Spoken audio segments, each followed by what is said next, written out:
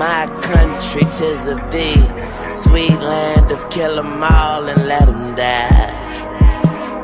God bless America, this old God bless America.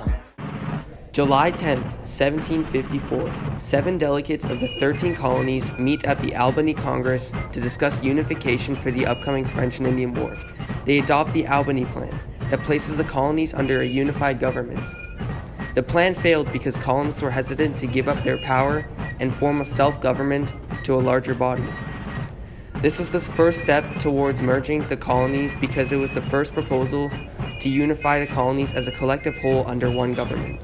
That same year, the 7-Year War began. The French allied with the natives to defend the Ohio River Valley from the British and their colonies, both looking to claim land west of the colonies. This was the deciding war on who controlled North America. Great Britain won, providing them with territorial gains of North America, but left them in large debt, which would lead to colonial discontent. After the French and Indian War, the British Parliament cracked down on the colonists, signifying the end of salutary neglect.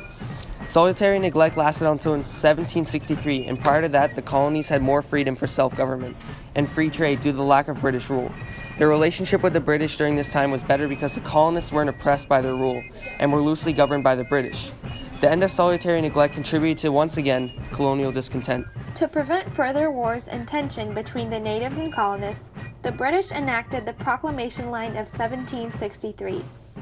The Proclamation Line prohibited the colonists from moving into the Ohio River Valley. This frustrated the colonists as this was the land they fought to acquire in the French and Indian War. As a result, colonists disobeyed it by moving into the territory regardless of British rule. Britain was in war debt. They chose to raise money by taxing the colonies. The Sugar Act was passed by British Parliament in April 1764, which taxed imported goods, especially sugar. Britain thought that the Sugar Act would collect funds if it was properly enforced, but it ended up worrying the colonists about how they were being treated as British citizens. The colonists felt as if it was a violation of their rights to be taxed without representation in Parliament, coining the term taxation without representation.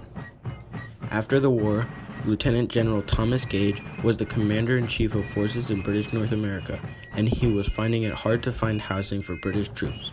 So in 1765, Parliament passed the Quartering Act, which forced towns to house and feed British troops.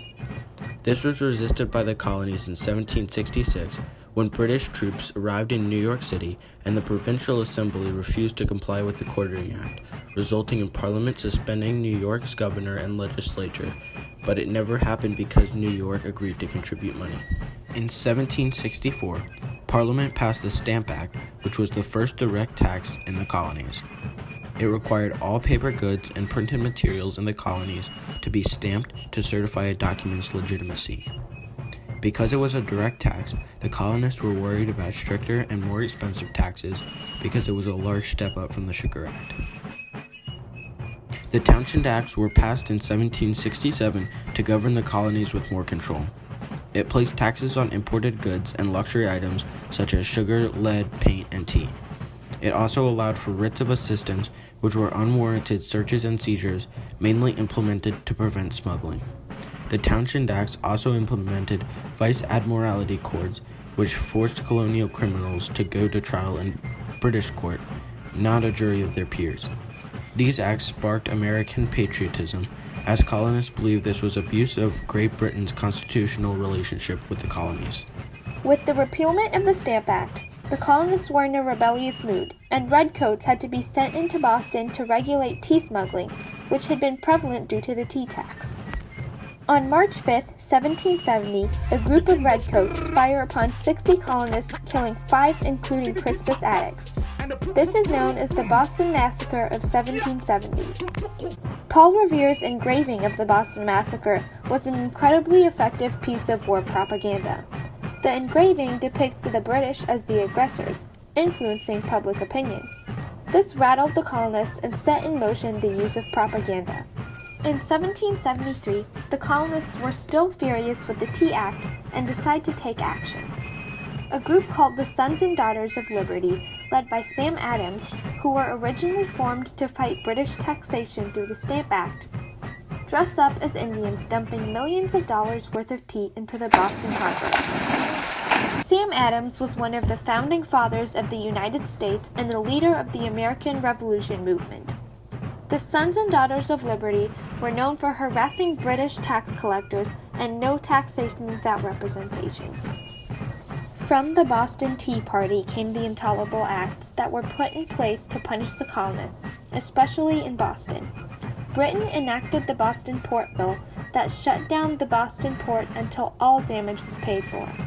The Massachusetts Government Act, which ended all town meetings, and also the Justice Act, allowed for British officials charged with felonies to be tried in Britain and not in the colonies. Fundamental to the revolutionary cause was Benjamin Franklin, as he served in the Second Continental Congress and helped draft the Declaration of Independence. In addition, he negotiated the 1783 Treaty of Paris, ending the Revolutionary War.